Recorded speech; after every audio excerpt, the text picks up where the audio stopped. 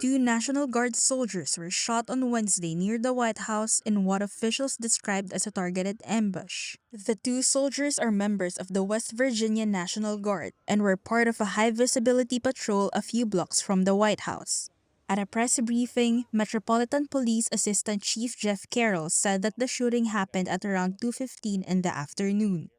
It appears, like I said, to be a lone gunman that raised a firearm and ambushed these members of the National Guard, and he was quickly taken into custody by other National Guard members and law enforcement members.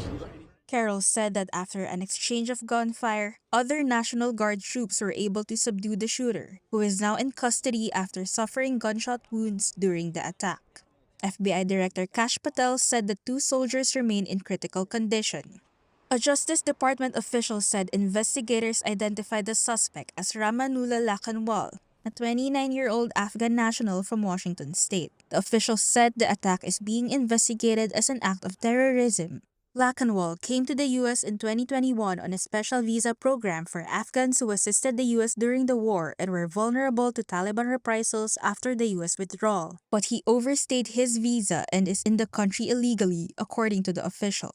Donald Trump responded in a video posted on Truth Social. As President of the United States, I am determined to ensure that the animal who perpetrated this atrocity pays the steepest possible price. The U.S. Citizenship and Immigration Services said late Wednesday that they have stopped processing all immigration requests relating to Afghan nationals, following further comments by Trump. We must now re-examine every single alien who has entered our country from Afghanistan under Biden, and we must take all necessary measures to ensure the removal of any alien from any country who does not belong here or add benefit to our country.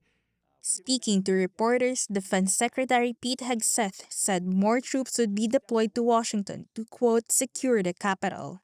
And that's why President Trump has asked me, and I will ask the Secretary of the Army, to the National Guard, to add 500 additional troops, National Guardsmen, to Washington, D.C. National Guard troops have been in Washington since Trump deployed them in August, in the face of opposition from local officials and Democrats. Trump has repeatedly claimed crime has vanished from the Capitol because of the deployment, an assertion at odds with the police department's official statistics.